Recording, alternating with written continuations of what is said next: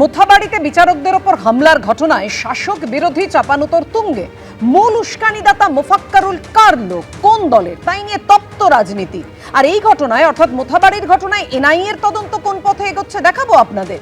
অন্যদিকে সিইও দপ্তরের সামনে অশান্তি, 2 তৃণমূল কাউন্সিলরকে তলব করা হলো। ইডির নজরে তৃণমূলের 3 প্রার্থী। সমস্ত ইস্যু নিয়ে আমরা আলোচনা করব। স্টুডিওতে আমাদের সঙ্গে অতিথিরা রয়েছেন, কিন্তু তার আগে শুরুতেই মোথাবাড়িতে অশান্তির ঘটনায় পুলিশের জালে মূল প্ররোচনাকারী গ্রেফতার আইনজীবী মোফাক্কারুল ইসলাম। প্রথমে বাগডোগরা বিমানবন্দর থেকে তাকে পাকড়াও করে সিআইডি, পরে এডিজি উত্তরবঙ্গ তাকে গ্রেফতারের কথা জানায়। তার সঙ্গে গ্রেফতার করা হয়েছে একরামুল বাগানিকেও, তার সহযোগী। মোথাবাড়ি কাণ্ডে ইতিমধ্যেই ভাইরাল হয়েছে মোফাক্কারুলের একাধিক ভিডিও।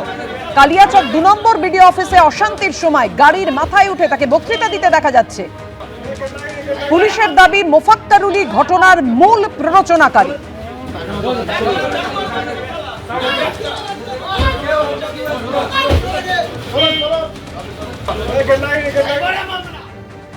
কিন্তু এই মোথাবাড়ির ঘটনায় উস্কানি দেখছেন মমতা বন্দ্যোপাধ্যায়। কাদের উস্কানি, কি বলেছেন মমতা বন্দ্যোপাধ্যায় দেখুন। মোথাবাড়িতে বিচারকরা আক্রান্ত, বিজেপি মিম নেপথ্যে রয়েছে। মোথাবাড়িতে জাজেদের ওপর যে আক্রমণ হয়েছিল, মুম্বাই থেকে বিজেপি ধার করে ওই মিমকে নিয়ে এসেছে। তাকে হাতে নাতে ধরেছে সিআইডি, লোকাল পুলিশ নয়। মুম্বাই থেকে বিজেপি ধার করে ওই মিমকে নিয়ে এসেছে। আইএসএফ এর সঙ্গে কংগ্রেস বিজেপির উস্কানি আছে দেখুন। মালদার যে ঘটনা করা হয়েছিল, জাজেদের অ্যাটাক করা হয়েছিল, যে করেছে তাকে হাতে নাতে ধরেছে জানেন আমাদের সিআইডি, অর্থাৎ লোকাল পুলিশ নয়। বাগডোগরা দিয়ে পালাচ্ছিল, মুম্বাই থেকে এসছিল। মুম্বাই থেকে বিজেপি ধার করে ওই মিমকে নিয়ে এসছে। আইএসএফ ওদের সাথে, কংগ্রেসেরও উস্কানি আছে আর বিজেপিরও উস্কানি আছে। বিহারে এরা ভোট কেটে বিজেপিকে জিতিয়েছিল বিজেপির টাকায়। আর কালকেও যে দাঙ্গা করেছিল পরশুদিন, সেটাও এরাই করেছিল। মনে রাখবেন, পরিকল্পনা করে, পরিকল্পিত করে এনআইএ আসার আগে আমাদের সিআইডি, যেটা এখনও আমি দেখি সেই সিআইডি ইলেকশন কমিশনের আন্ডারে পড়ে না, সেই সিআইডি তাকে গ্রেপ্তার করেছে বাগডোগরা থেকে আসল কালপ্রিটকে। বাইরের আউটসাইডার গুজরাট থেকে আসছে বাসে করে, আমি ভয়েস রেকর্ড পেয়েছি। কেন আমাদের সবাইকে চেঞ্জ করেছি জানেন? যাতে কেউ আটকাতে না পারে বর্ডারে। ওরা টাকা নিয়ে আসবে, সিআরপিএফ এর গাড়ি করে টাকা আসছে।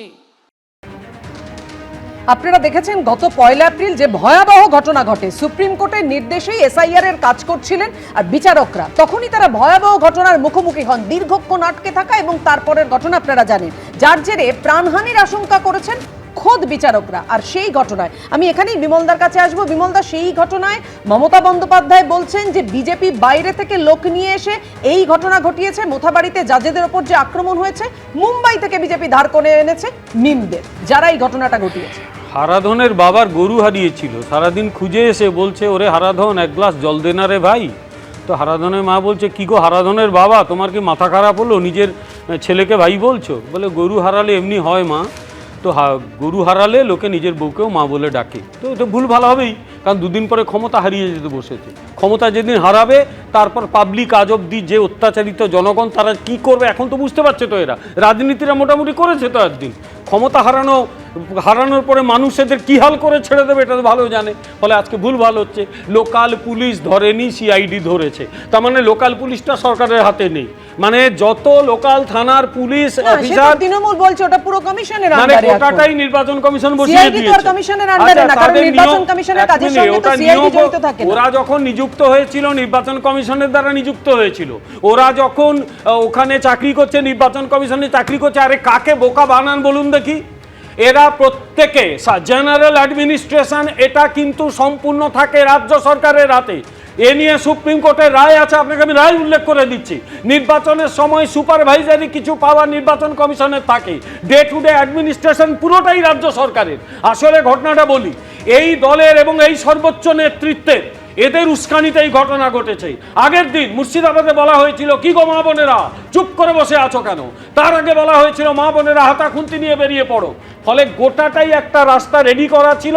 আজকে যখন সুপ্রিম কোর্ট ধরেছে যে কি হচ্ছে এখানে, গোটা পশ্চিমবঙ্গে আইন শৃঙ্খলা কেন নেই, এখন নিজের সিআইডিকে দিয়ে করানোর চেষ্টা হচ্ছে, আমার সিআইডি কত ভালো দেখো, এই দেখো অ্যারেস্ট করলাম, দুজন কাউন্সিলরকে ডেকে পাঠাচ্ছে লালবাজার। হঠাৎ পুলিশের হলো কি, সকালে উঠে দেখে তো আমাদের মাথা ছানা বড়া হচ্ছে যে পুলিশের একটাই কাজ ছিল বিরোধীদের, বিশেষত বিজেপি লোকেদের ধরে ধরে এনডিপিএস কেস চাপানো। যত কটা গাঁজা কেস দিয়েছে গোটা এশিয়া মহাদেশে অত গাঁজার চাষ হয় না, তারা হঠাৎ করে তৃণমূলের লোকেদের নোটিশ দেওয়া শুরু করেছে, আসলে নিয়ে গিয়ে থানায় বসিয়ে চা খাওয়াবে, বাড়ি পাঠিয়ে দেবে। এইসব বোকা আমি অবশ্যই উপাসনার কাছে আসবো, কিন্তু তার আগে দেখাবো শ্রমিক ভট্টাচার্য তিনি কি বলছেন অমিত মালব্যর পোস্ট করা একটি ছবি দেখিয়ে, যে মিমি তৃণমূল, তৃণমূলই মিম, হুমায়ুনই তৃণমূল, তৃণমূলই হুমায়ুন, সব মিলেমিশে একাকার, একই অঙ্গে এত রূপ। মোফাক্কারুল ইসলামের সঙ্গে মুখ্যমন্ত্রীর ছবি দেখিয়ে এভাবেই আক্রমণ শানিয়েছেন শ্রমিক ভট্টাচার্য। দেখুন, একেই তো গ্রেপ্তার করেছেন শুনছি, মানে মিমি তৃণমূল, তৃণমূলই মিম, হুমায়ুনই তৃণমূল, তৃণমূলই হুমায়ুন, সব মিলেমিশে একাকার, একই অঙ্গে এত রূপ, অপূর্ব। উপাসনা যিনি বিজেপির প্রতিনিধি আছে উনি এক্ষুনি একটা কথা উল্লেখ করলেন যে কাকে বোকা বানাচ্ছে, কাকে বোকা বানাচ্ছে। এই কথাটা বলতে বলতে উনি মনে করলেন যে বাংলার প্রত্যেকটা জনগণকে ওনারা বোকা বানিয়ে দেবে এবং বাংলার কোনো জনগণই যেন কিছুই বুঝতে পারবেন না। অর্থাৎ ইলেকশন কমিশনকে বিজেপি যেইভাবে নিজেদের অঙ্গুলি হিলনে কাজ করাচ্ছে, আজকের দিনে ওনারা মনে করছে যে বাংলার কোনো জনগণই যেন বুঝে উঠতে পারেননি। আর হ্যাঁ, যে জিনিসটা উনি আমাদের সকলে চোখের সামনে তুলে ধরার চেষ্টা করছে, আমাদেরও কিছু প্রশ্ন আছে। অর্থাৎ যখন সুপ্রিম কোর্ট স্পষ্ট করে দিয়েছিলেন যে বাল্কে ফর্ম 6 জমা হতে পারে না, সেখানে বাল্কে কি করে ফর্ম 6 চলে যাচ্ছে, এই প্রশ্নটা যখন সাধারণ জনগণ এবং আমরা প্রত্যেকে করলাম, সেটার উত্তর কিন্তু বিজেপির কোনো প্রতিনিধি দিতে পারলো না। এবং আজকের দিনে দাঁড়িয়ে সত্যি খুব লজ্জা করে যে যখন দেখি যে ইলেকশন কমিশনের উপরে ভারতবর্ষের পতাকাটা যখন উঠছে, কিন্তু কি সুন্দরভাবে ইলেকশন কমিশন সেই ভারতবর্ষের পতাকাকে বিজেপির পতাকার সামনে নত করে দিয়েছে। তারা চিনিমিনি খেলছে আজকে বাংলার প্রত্যেকটা মানুষের অধিকারের সাথে। আর হ্যাঁ, এত সংখ্যক মানুষ, 1,25,00,000 সংখ্যাটা তো কম নয়। এত সংখ্যক মানুষজনদেরকে যখন চৌকাঠে দাঁড় করিয়ে রেখেছে, কোনো ক্লিয়ার ইনস্ট্রাকশন নেই যে তারা ঘরের ভিতরে ঢুকবে নাকি ঘরের বাইরে, তার পরবর্তীতে বিজেপির প্রতিনিধিরা যখন গলা চড়িয়ে কথা বলে তখন সত্যি হাসি পায়। তার পাশাপাশি যখন এই দৃশ্য আপনি আমি সকলে আমাদের চোখের সামনে দেখতে পাচ্ছি, এইটা জিনিস আমাদের কাছে স্পষ্ট যে বিজেপি কিভাবে বাংলার বিভিন্ন অঞ্চলে আগুন লাগানোর ক্রমাগত চেষ্টা করছে। আর হ্যাঁ, ইলেকশন কমিশন যাদেরকে তারা নিজের করে ব্যবহার করছে, তারা কতটাই অদক্ষ যে এত সংখ্যক ব্যক্তিদেরকে প্রশাসনিক পদ থেকে সরানোর পরবর্তীতেও তারা কোনো ব্যক্তিকে বেসিক সিকিউরিটি পর্যন্ত প্রদান করতে পারেনি। এইটার দায়িত্ব বিজেপির কোনো প্রতিনিধি নেবে নাকি ইলেকশন কমিশন, এটা তাদের পরিবারের মধ্যে কথা বলে তার পরবর্তীতে আমাদের সকলের চোখের সামনে পেশ করা ভীষণভাবে জরুরি। বাংলার প্রত্যেকটা জনগণ এটার উত্তর জানতে চায়, শুধুমাত্র তৃণমূলের কোনো প্রতিনিধি নয়। উপাসনা বলছে ঠিকই, কিন্তু বিজেপির বক্তব্য হচ্ছে যে সবই একসঙ্গে, মানে সবই একই রূপ, সেটা হচ্ছে তৃণমূল যারা এই ঘটনা ঘটিয়েছে, বিজেপির অভিযোগ। এবার সেদিন কি হয়েছিল, অর্থাৎ 1 এপ্রিল সকালবেলা একেবারে নির্দিষ্ট সময় এসেছিলেন বিচারকরা এই যে সুপ্রিম কোর্টের নির্দেশে যে কাজ, সেই কাজ করতে, অর্থাৎ যারা অমীমাংসিত রয়েছে সেই কাজটা করতে। আর তখনই একেবারে তাদের আটকে রাখা হয়, তাদেরকে খাবার জলটুকু পর্যন্ত দেওয়া হয়নি, এবং তারপর যখন জানানো হয়, রাস্তায় যখন তাদেরকে বের করে নিয়ে আসা হয়, গাড়ির ওপর ইট দিয়ে হামলা করা হয় সেই আর্তচিৎকার মহিলা বিচারকের। পুরো ঘটনাটা suffered accident. Please communicate it to register, sir.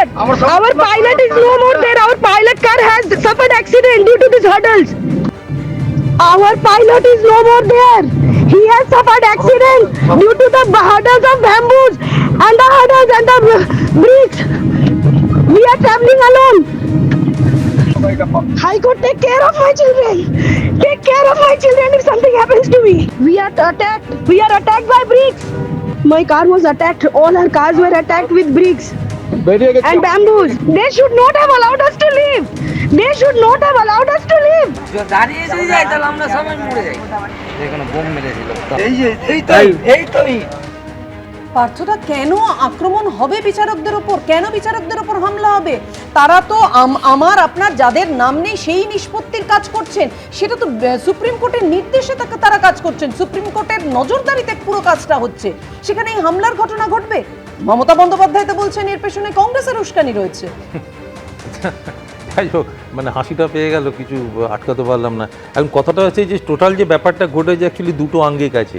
জমায়েতটা actually দুটো জায়গায় হয়েছে, একটা জায়গায় হয়নি। কিন্তু সাধারণ মানুষের যেটা জমায়েত, যেটা প্রায় 15 ঘন্টার জমায়েত ছিল, সেটা একটা দিকে হয়েছে। আর যেটা হয় যে ওই হাইওয়ের উপরে যখন কোনো জমায়েত হয়, গাড়ি ঘোড়াগুলো অন্য রাস্তা গ্রামের এদিক দিয়ে ওদিক দিয়ে বেরোবার চেষ্টা করে, সেই রকমভাবে তারা বেরোতে গিয়ে আর একটা জায়গায় তারা আটকেছে, যেখানে কিন্তু সাধারণ মানুষ নয়। যেটা মহামান্য সুপ্রিম কোর্ট যেটা বলছে, কারা করেছে আমরা জানি। কেন তারা বলছে? এই জন্যই তারা বলছে, কেন তারা যে কাজগুলো করেছেন সেটা কিন্তু সাধারণ মানুষের কাজ নয়। সাধারণ মানুষ যাদের নাম বাদ গেছে তারা অন্য কাজ করবে, তারা এই কাজ করতে পারে না। এই বিচারকদের গাড়ি ভাঙচুর, আপনি চিন্তা করতে পারেন, তাদের পাইলট কার সেখান থেকে হাওয়া হয়ে গেল, এই কথা ভাবা যায়?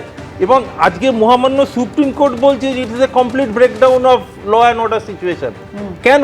এটা তো আমরা শুধু বলছি, মানে আমাদের বলাটাই তো শেষ কথা নয়। হাইকোর্ট বলছে, মহামান্য সুপ্রিম কোর্ট বলছে, এবং বলছেন তারা যে এটা কারা করছে আমরা জানি কারা করেছে। এটা যে সাধারণ মানুষ নয়, এর পেছনে যে একটা দলীয় কি বলবো ইনসাইটমেন্ট আছে, এটা তো অস্বীকার করে লাভ নেই। আমরা তো মুখ্যমন্ত্রীর বক্তব্য বিভিন্ন সভাতে শুনছি, তিনি তো বলছেন। ফলে সাধারণ মানুষ এখানে উত্তেজিত হতেই পারেন। সাধারণ মানুষের থেকেও বেশি হচ্ছে দলীয় কর্মকর্তা, দলীয় যারা লোকজন আছে, অর্থাৎ তৃণমূল করাটা আজকের দিনে একটা চাকরি, এটা জানেন তো। তৃণমূলে যদি নির্বাচনে পরাজিত হয়, অনেকের চাকরি চলে যাবে, অনেকের রোজগার চলে যাবে, এইটা হচ্ছে তাদের ভয়ের জায়গা। এবং আপনি মানে এখানে আরেকটা যেটা প্রশ্ন, নির্বাচন কমিশনের কাছে আমার একটা প্রশ্ন আছে, যে এই 5টা থেকে 8:30 অবধি যে বিচারকরা আটকে ছিলেন, তার মধ্যে মহিলা বিচারক আছে।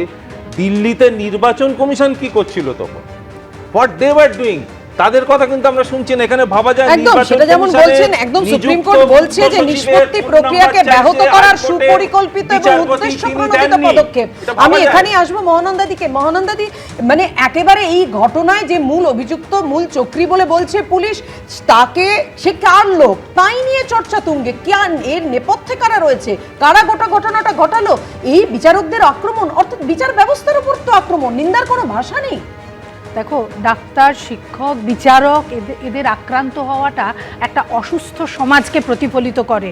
সাম্প্রতিককালে আমরা ঘন ঘন এই ঘটনা দেখছি। অত্যন্ত দুঃখের ব্যাপার যে সুপ্রিম কোর্ট বা হাইকোর্ট এদের যে মানে ভার্ডিক্ট, সেগুলো যেন খেলো হয়ে যাচ্ছে।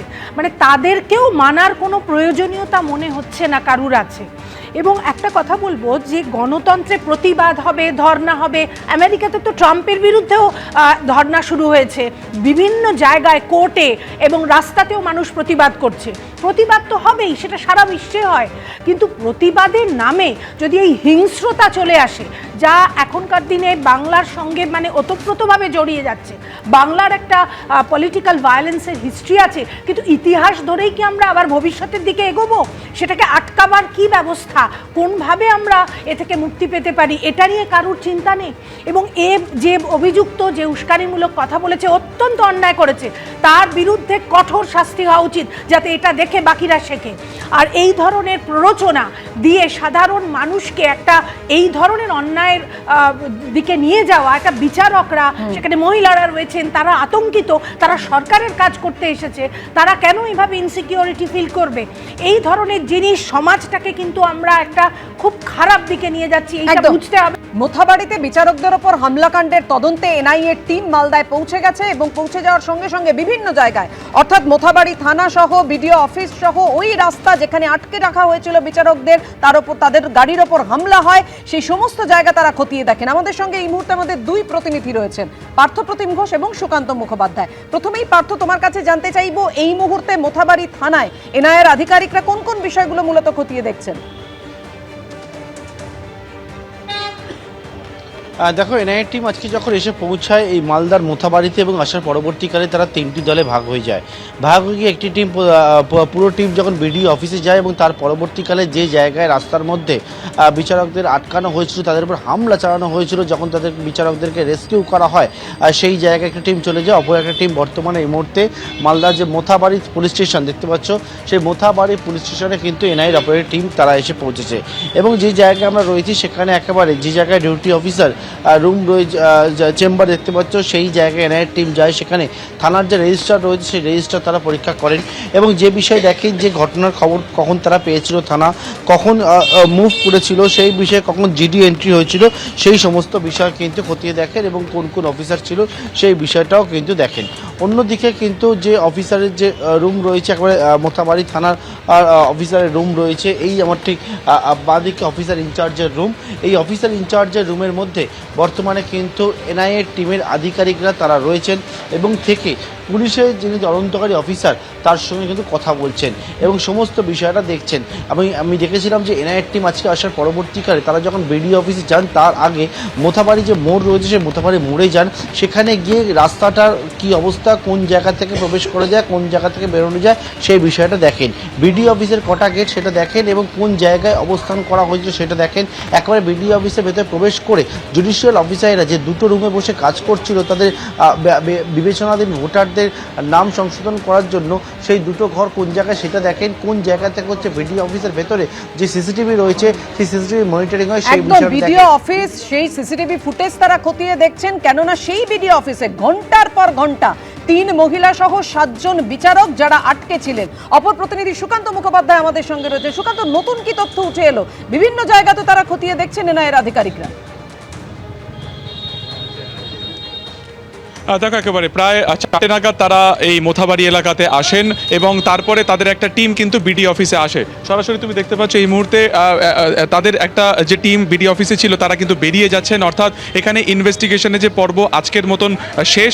আমরা দেখতে পাচ্ছি সেই অফিসারকে যিনি প্রথমে মোথাবাড়ি মোড়ে গিয়েছিলেন সেখানে তিনি ভিডিওগ্রাফি করেন এবং সেখানে সমস্ত পয়েন্ট আউট করেন, একেবারে পয়েন্ট করা হয় যে কোথায় থেকে এই বিপুল গ্যাদারিং এসেছিল, কোথায় রিলাইজ হয়েছিল, পুরো বিষয়টি দেখা যায়। তোমাকে আরেকবার ছবিটা দেখাবো। সেন্ট্রাল ফোর্স কিন্তু এই মুহূর্তে একেবারে এন্ট্রি গেটে রয়েছে। কিছুক্ষণ আগে অফিসারদেরকে আমরা দেখেছি ছাদের অংশে যেতে। এছাড়া এই যে বিল্ডিং রয়েছে, বিল্ডিংয়ের সামনের দিকের অংশে 2টি সিসিটিভি ক্যামেরা রয়েছে, ভেতরেও সিসিটিভি ক্যামেরা রয়েছে। এই দুটো সিসিটিভি ফুটেজ খতিয়ে দেখা হচ্ছে এই কারণে যে সেই দিনকে অর্থাৎ বুধবার দিনকে কখন থেকে এখানে এই ভিড় জমা হওয়া শুরু হয়েছিল, কখন সেই ভিড়ের আকার আরও বড় আকার ধারণ করে এবং সবথেকে গুরুত্বপূর্ণ হচ্ছে এই যে কলাপসেবল গেট তুমি দেখতে পাচ্ছ তার ভেতরেও একটি সিসিটিভি রয়েছে। সেখানে বিচারকদেরকে প্রথম কখন আটকানো হয় এবং তারপরে সেন্ট্রাল ফোর্স যখন এসে জেলার এসপি তাদেরকে নিয়ে বের হন, তো প্রত্যেকটা যে ক্রোনোলজি রয়েছে, প্রত্যেকটা যে টাইমিং রয়েছে সেটাকে তারা বোঝার চেষ্টা করেন। বিশেষ করে এই যে ভিড়ের চরিত্র সেটাকেও তারা কিন্তু স্টাডি করেছেন যে কখন থেকে এই ভিড় এমন পর্যায়ে পৌঁছয় যে তারা এখানে অ্যাজিটেশন করেন, তারা এখানে এই কলাপসেবল গেট আটকে সেখানে তারা বিক্ষোভ শুরু করেন। এরপরে একটি টিম ভাগ হয়ে চলে যায় সরাসরি ঘটনাস্থলের থেকে কিছুটা দূরে, যেখানে প্রথমে বাঁশের ব্যারিকেড দিয়ে এই গাড়িটাকে আটকানোর চেষ্টা হয়েছিল এবং তারপরে যেখানে স্টোন পেল্টিং বা ইট বৃষ্টি করা হয় সেখানকার মানুষের সাথে কথা বলা, সেখানে যেখানে টায়ার পোড়ানো হয়েছিল সেখানকার ফুটেজ তোলা, অর্থাৎ এক কথায় সমস্ত জায়গা থেকে তারা প্রাথমিক এনকোয়ারির বা প্রাথমিক তথ্য তারা সংগ্রহ করছেন, যে রিপোর্ট তারা তৈরি করে আগামী সোমবার দেবেন। ফলত আজকে আমরা দেখছিলাম সুকান্ত, তুমি প্রতিবেদন তুলে ধরছিলে, আশেপাশের দোকানগুলোর সঙ্গে ব্যবসায়ীদের সঙ্গেও তারা কথা বলছিলেন। অবশ্যই কি প্রতি মুহূর্তের আপডেট তোমার কাছ থেকে নিতে থাকবো। তোমাদের দুজনকেই ধন্যবাদ। আমি এই পর্বে সলিলদার কাছে আসবো। সলিলদা, একদম সর্বোচ্চ আদালতের যে অবজারভেশনগুলো ছিল তাতে প্রশাসনকে দায়ী করা হয়েছে বারবার করে। কেন প্রশাসন তৎক্ষণাৎ ব্যবস্থা নেয়নি? কেন তাদের পদক্ষেপ করতে 12 ঘন্টারও বেশি সময় লেগে গেল? কাদের গাফিলতি? পরিকল্পিতভাবে কারা এই ঘটনা ঘটিয়েছে? মূলত সেই বিষয়গুলো কিভাবে এনআইএ তদন্ত এগিয়ে নিয়ে যাবে এবং খতিয়ে দেখবে? দেখো, অ্যাপেক্স কোর্ট কিন্তু পরিষ্কার বলে দিয়েছে পাপিয়া যে calculated, motivated and organised crime, পরিষ্কার বলে দিয়েছে। এনআইএ এসছে, এনআইএ প্লেস অফ অকারেন্সটা ঘুরে দেখছে, statement of the witnesses, statement of the judicial officers, scene of crime এবং তার আশেপাশে সমস্ত জায়গায় ন্যাশনাল হাইওয়েতে যেখানে যেখানে অবরোধ করেছিল, আনলফুল অ্যাসেম্বলি ছিল, সমস্ত জায়গাটা তারা পরিদর্শন করছে। এখন ফ্যাক্ট ইন ইস্যু হচ্ছে, দেখো এই যে আনলফুল অ্যাক্টিভিটিস, এই যারা যে কজন মেম্বার ছিল সে আনলফুল অ্যাক্টিভিটিসের, এই আনলফুল মব যেটা ছিল তার মধ্যে যারা যারা ছিল এগুলো কিন্তু তারা কিন্তু এটা কিন্তু this is a deliberate case of attempt to murder. যেভাবে স্টোন পেল্টিং করছিল এবং বাঁশ দিয়ে মারার চেষ্টা করেছিল, এটা কিন্তু অ্যাটেম্পট টু মার্ডার ছাড়া অন্য কিছু হতে পারে না। কেবল তাই নয়, যারা যারা ছিল 1000 জন লোক যদি থাকে 1000 জন লোকেই সেই অ্যাটেম্পট টু মার্ডার কেসের আসামি হবে। In furtherance of the common intention যে ক্রাইম কমিট করা হয়েছে তাতে সবাই সমান দোষে দোষী হবে। আই এম শিওর যে prevention of damage to the public property act, unlawful assembly, unlawful activities prevention act 10 এবং 13, এটাকে অ্যাডিং সেকশন করা হবে, তুমি লিখে রাখো। কেবল তাই নয়, তোমাকে আর একটা কথা আমি জানিয়ে রাখছি যে যেভাবে ইরেন্ট মব যেভাবে অ্যাটাক করেছিল, ইট is A replica of Beldanga incident, যেটা 30 ঘন্টা ধরে, এটাও 14 ঘন্টা ধরে, দুদিন ধরে তাণ্ডব চলেছে। ওটা 2 দিন ধরে, আর এটা 14 ঘন্টা ধরে। বিচারকরা খাওয়ার পায়নি। মহিলা বিচারক বলছে আমার সন্তানকে যেন হাইকোর্ট দেখে। আর কি বলবে তুমি বলো? কেবল একটা অ্যাটেম্পট টু মার্ডারের কেস দিয়ে দিলে হবে না, এদের কাস্টোডিয়াল ট্রায়াল করাতে হবে। এবং আমি দৃঢ় বিশ্বাস আমার যে এনআইএ উইল প্রসিড করবে as per investigation, as per law. এবং খালি তাই না, এনআইএ-কে তুমি দেখবে এই যে মোফারকুল ইসলাম, একরামুল এবং ইটাহারের এমএলএ এবং মোথাবাড়ির এমএলএ, এদের ডাইরেক্ট ইনস্টিগেশন আছে। এদের যদি এই যে কালমিনেশন অফ ক্রাইম, এর পেছনে বড় মাথা যদি না থাকে তাহলে এরকম এত বড় ক্রাইম হতে পারে না। এই বিচারকদের উপর আক্রমণ, এটা একটা calculated and deliberate case of criminal act. এবং আমি বলছি এমএলএ মোথাবাড়ি, এমএলএ ইটার ডাইরেক্টলি এবং ইনডাইরেক্টলি ইনভলভ। আর তুমি যার কথা মোফারকুল বলছো, ওর যে ইনসাইটমেন্ট যেটা ছিল, সেই incitement actually results in such unlawful activities. এর জন্য শাসক দলের দায়ী। আর একটা কথা তোমাকে বলবো, এই যে ইনসাইটমেন্ট, দিনের পর দিন ইনসাইটমেন্ট, আমাদের মাননীয় মুখ্যমন্ত্রী গিয়ে কুচবিহারের রাসমেলার ময়দানে পরিষ্কার বলে দিয়েছে আজ থেকে 1.5 মাস আগে, আপনারা এসআইআর করতে যারা যাবে তাদের আপনারা মহিলারা বলছে বোনেরা তোমরা হাতা খুন্তি ঝাঁটা নিয়ে বেরোবে, পুরুষ মানুষরা তার পেছনে দাঁড়াবে। সুতরাং তার মোড অফ অপারেশন সেটাও সাজেস্ট করছে। দিনের পর দিন এই যে ইনসাইটমেন্ট সারা পশ্চিম বাংলা জুড়ে চলছে, এটা সুপ্রিম কোর্ট কিন্তু অ্যাসেস করেছে। তার জন্য সুপ্রিম কোর্টের অবজারভেশন আমরা জানি, আমরা জানি সর্বোচ্চ আদালত। আসবো শৈলজা, আপনার কাছে আসবো, কিন্তু তার আগে যেটা জানাচ্ছিলাম যে মোথাবাড়িতে অশান্তির ঘটনায় তদন্ত শুরু করেছে এনআইএ। বিচারকদের ওপর বেনজির যে তাণ্ডব হয়েছে, সেই ঘটনায় এখনো পর্যন্ত মোট 35 জনকে গ্রেফতার করা হয়েছে। দেখুন প্রতিবেদন। We are traveling alone. High Court, take care of my children. Take care of my children if something happens to me. মালদায় মধ্যরাতের বিভীষিকার মুখোমুখি হতে হয়েছে খোদ বিচারকদের। সুপ্রিম কোর্টের নির্দেশে কাজ করতে এসে মৃত্যু ভয় তাড়া করেছে মহিলাদের। সুপ্রিম কোর্টের নির্দেশে বৃহস্পতিবার নির্বাচন কমিশন সিদ্ধান্ত নেয় এই ঘটনার তদন্ত করবে এনআইএ। শুক্রবার অকুস্থলে পৌঁছয় এনআইএ টিম। বিচারকদের উপর হামলার ঘটনায় বড়সড় প্রশ্নের মুখে পড়েছে পুলিশ প্রশাসনের ভূমিকা। বেনজির বার্তা দিয়ে অ্যাডভোকেট জেনারেলের উদ্দেশ্যে সুপ্রিম কোর্টের প্রধান বিচারপতির বেঞ্চ বলেছে, আপনি কি ভাবেন যে আমরা জানি না যে কারা এই ঘটনা ঘটিয়েছে?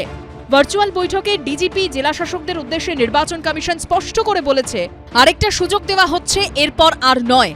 তারপর এই ঘটনায় শুরু হয়েছে ধরপাকড়। জাতীয় সড়ক অবরোধ থেকে বিচারকদের উপর হামলায় উস্কানি দেওয়ার অভিযোগে বাগডোগরা বিমানবন্দর থেকে মোফাক্কারুল ইসলাম নামে এক আইনজীবীকে গ্রেপ্তার করেছে সিআইডি। পুলিশের দাবি, মোফাক্কারুলই ঘটনার মূল প্ররোচনাকারী। তার সহযোগী একরামুল বাগানিওকেও গ্রেপ্তার করেছে সিআইডি। মোথাবাড়িতে তাণ্ডবের ঘটনায় ইতিমধ্যেই মোফাক্কারুলের একাধিক ভিডিও ভাইরাল হয়েছে, যেখানে গাড়ির উপর উঠে বক্তৃতা করতে দেখা গেছে তাকে। আমরা একজন মোফাক্কিরুল ইসলাম, ও মেইনলি ইনস্টিগেট করছিল, হি ওয়াজ সিন ইনস্টিগেটিং পিপল। তো ওকে আমরা আজকে সকালে বাগডোগরা এয়ারপোর্ট থেকে ডিটেইন করেছে। ওর সাথে আর একজন আকরামুল বাগানি করে একজন ছিল, probably they were trying to escape to Bengaluru, তো দে ওয়ার ডিটেইন। পুলিশ সূত্রে খবর, বিচারকদের উপর হামলায় যারা জড়িত তাদের চিহ্নিত করতে এলাকার বিভিন্ন ফুটেজ খতিয়ে দেখা হচ্ছে। রাতেও বিভিন্ন জায়গায় তল্লাশি অভিযান চালায় পুলিশ। পুলিশ সূত্রে খবর, কালিয়াচক 2 নম্বর বিডিও অফিসের ভিতরে ও বাইরে থাকা সিসি ক্যামেরার ফুটেজ সংগ্রহ করা হয়েছে। ঠিক যে জায়গাটাতে আমরা দাঁড়িয়ে রয়েছি তার ঠিক উপরে যে তুমি সিসিটিভি ক্যামেরা দেখতে পাচ্ছ, এর ফুটেজ তার ইতিমধ্যে জেলা পুলিশের তরফে সংগ্রহ করা হয়েছে এবং সেই ফুটেজ কিন্তু এনআইএ এর তরফেও তা কিন্তু তারা খতিয়ে দেখবেন। বিক্ষোভে আটকে পড়া মহিলা বিচারকের যে গাড়িতে হামলার অভিযোগ উঠেছে, সেই গাড়িরও ভিডিওগ্রাফি করা হয়েছে। জেলার এসপির তরফে বিশাল কনভয় এখানে আসে, সেন্ট্রাল ফোর্স আসে এবং সেই জায়গা থেকে তারা যখন বেরোনোর চেষ্টা করেন সেই সময় কিন্তু তাদের গাড়ির উপরেও একই রকমভাবে হামলা হয়। এই যে তুমি দেখতে পাচ্ছ যে কাঠের বিভিন্ন জিনিসপত্র ছিল, এটা বা পাশের যে কাঠের দরজা রয়েছে, এগুলোকেই সেদিনকে কিন্তু এই যে গেটটাকে পুরোপুরি আগলে যখন আটকে দেওয়া হয়, তখন সেই গেটের বাইরে এগুলোকে সব রেখে দেওয়া হয়েছিল যাতে কোনোভাবে বিচারকরা এখান থেকে বেরোতে না পারেন। ভোটার তালিকা থেকে নাম বাদের প্রতিবাদে বুধবার লাগাতার অবরোধের জেরে স্তব্ধ হয়ে গিয়েছিল বারাসাত ডালখোলা 12 নম্বর জাতীয় সড়ক। বৃহস্পতিবারও মালদার নানা প্রান্তে রাস্তা অবরোধ করে বিক্ষোভ দেখানো হয়। নির্বাচন কমিশন বেআইনি জমায়েতে নিষেধাজ্ঞা জারি করার পর শুক্রবার এলাকায় নতুন করে কোনো বিক্ষোভ জমায়েত চোখে পড়েনি। যাদের নাম বাদ দিয়েছে এইসব নিয়ে আছে, তারা লিগ্যাল প্রসেস जो भी আছে সেটাই ফলো করতে হবে। তার বাইরে অন্য কোনো দিয়ে করে নাম ঢোকানোর চেষ্টা করলে হবে না। যা লিগ্যাল প্রসেস সেটাই করুন। নতুন করে অশান্তির ঘটনা এড়াতে কালিয়াচক 1 ও 2 দুটি ব্লকেই পুলিশ ও কেন্দ্রীয় বাহিনীর নজরদারি বাড়ানো হয়েছে। সুকান্ত মুখোপাধ্যায়, পার্থপ্রতিম ঘোষ ও সোমক লাহিড়ীর রিপোর্ট, এবিপি আনন্দ। দেখুন, এর পাশাপাশি আমরা যে খবরের দিকে নজর রাখবো, জমি প্রতারণা মামলায় ফের রাসবিহারী তৃণমূল প্রার্থীকে ইডি তলব করেছে। গত সোমবারই আপনারা জানেন 2 দফায় জিজ্ঞাসাবাদের পর আজকে আবার তলব করা হলো দেবাশিস কুমারকে। গড়িয়ার ব্যবসায়ীর বাড়িতে তল্লাশির সূত্রে তৃণমূল বিধায়ককে তলব করা হয়। প্রায় 5 ঘন্টা ধরে সিজিও কমপ্লেক্সে দেবাশিস কুমারকে জিজ্ঞাসাবাদ করা হলো।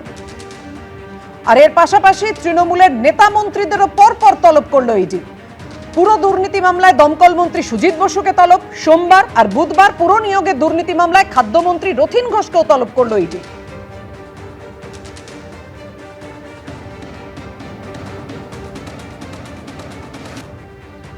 আর সিবিআই ইডির এই রেড নিয়ে মমতা বন্দ্যোপাধ্যায় আজকে তীব্র আক্রমণ শানিয়েছেন। পশ্চিমবঙ্গে যতই সন্ত্রাস করো আর যতই কুৎসা করো, ভোটের আগে যতই ইডি সিবিআই করো, পশ্চিমবঙ্গের মানুষ যোগ্য জবাব দেবে।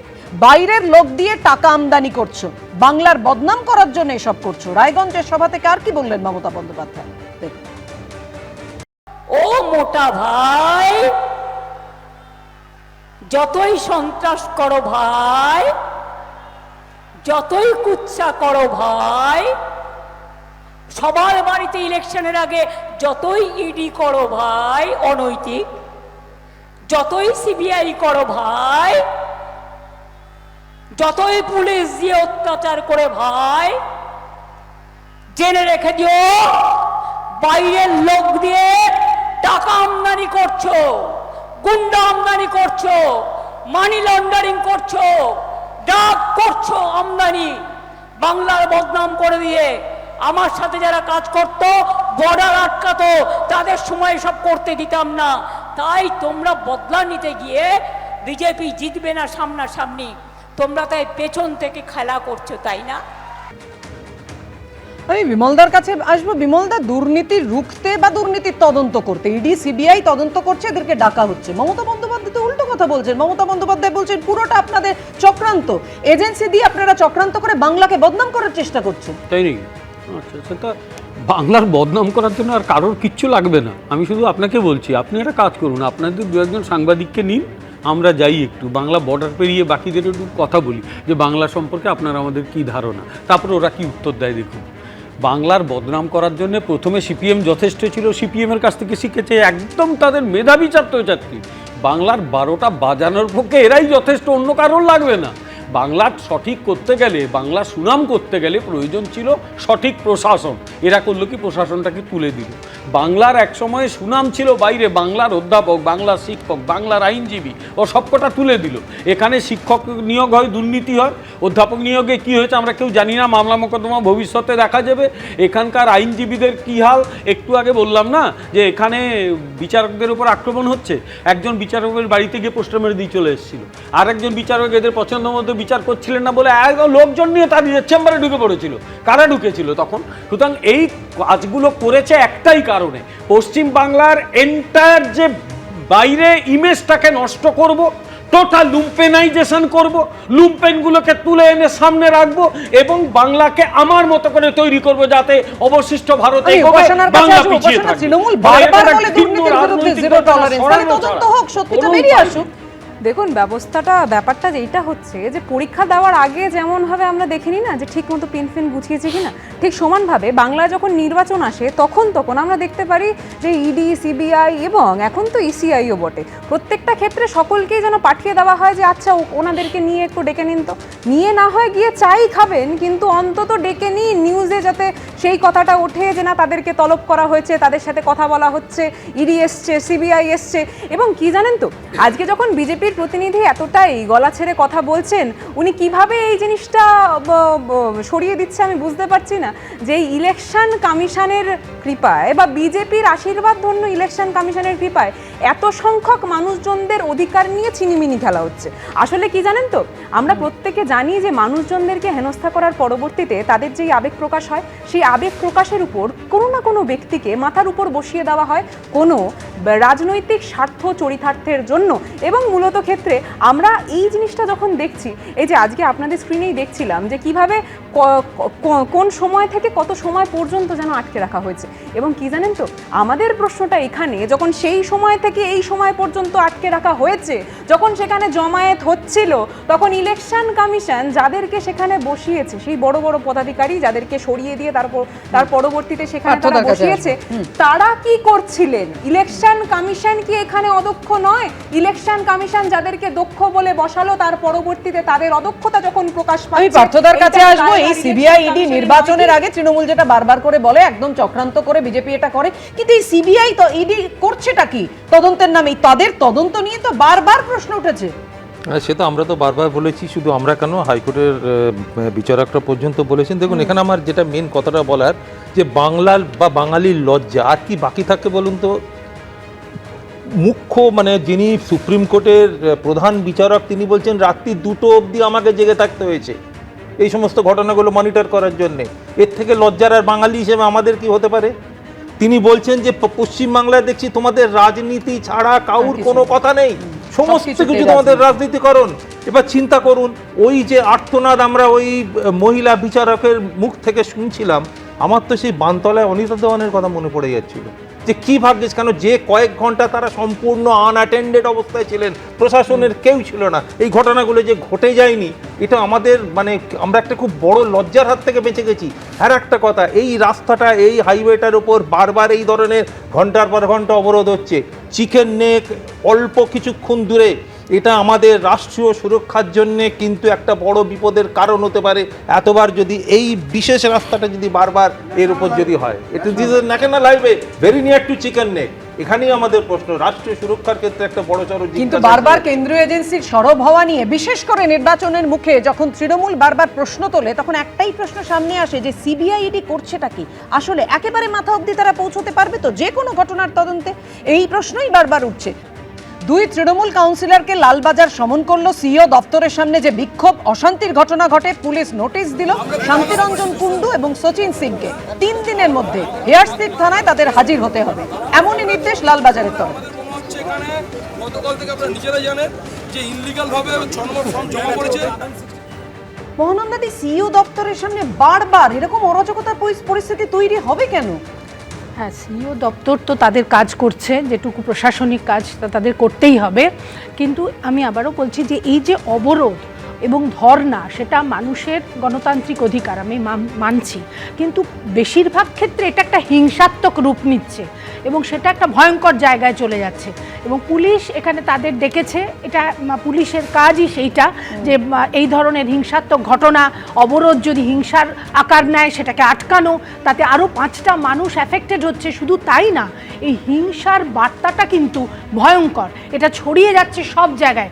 যে কোনো খারাপ জিনিসই খুব তাড়াতাড়ি মানুষ শিখে ফেলে এবং আমরা তো দেখতে পাচ্ছি কিভাবে চলছে, বিচারক পর্যন্ত অ্যাট্যাক্ট হয়ে যাচ্ছেন, নানা জায়গাতে এই ধরনের হিংসার প্ররোচনা, এগুলো তো কোনোটাই একটা সুস্থ সমাজকে দেখায় না, রিফ্লেক্ট করে না। কাজে পুলিশের উচিত কিন্তু নিরপেক্ষভাবে যেখানে এই ধরনের মানে ভায়োলেন্স হচ্ছে সেটাকে আটকানো, যারা করছে তারা যে কোনো দলের হোক না কেন তাদের ধরা। এক লাইন নেব যে কমিশনের তৎপরতা নিয়ে কি বলবেন? কমিশন সক্রিয় হলো, বললো আগে থেকে অনুমতি নিতে হবে সিইও দপ্তরের সামনে কোনো ধর্ণা বা কোনো মানে প্রতিবাদ জানাতে গেলে। হ্যাঁ শরীরদা, আপনার কাছে প্রশ্ন। লালবাজারের তরফ থেকে 2 তৃণমূল কাউন্সিলর বিরুদ্ধে সমন পাঠানো হলো। না, ঠিকই তো করেছে। ভায়োলেশন অফ প্রমালগেশন অফ 163, অধুনা 163, আগে ছিল 144, মনে আছে তোমার? সেইটার ভায়োলেশন করে তার এগেনস্টে যে মামলা হয়েছে তার জন্য কেস করেছে। খালি তাই না, ওই কাউন্সিলররা তারা আবার বুক বাজিয়ে ঠুকে বলছে আমরা আসছি, আসবো, আবার আসবো আমরা। আর সঙ্গে রয়েছে কারা? বিএলওরা, তথাকথিত যাদের নিরপেক্ষ কাজ করার দায়িত্ব, তারা রয়েছে। তারা তৃণমূলের ফ্ল্যাগ নিয়ে, তৃণমূলপন্থী বিএলও, এটা আমি জীবনে কোথাও শুনিনি, তৃণমূলপন্থী বিএলও। এবং খালি তাই না, সিইও অফিসকে পুরো কর্ডন করে ঘিরে রেখেছে একদম। এন্ড সিইও ওয়াজ এক্ষেত্রে তদন্তের উপর অবশ্যই আমাদের নজর থাকবে। এবিপি আনন্দ, এগিয়ে থাকে, এগিয়ে রাখে।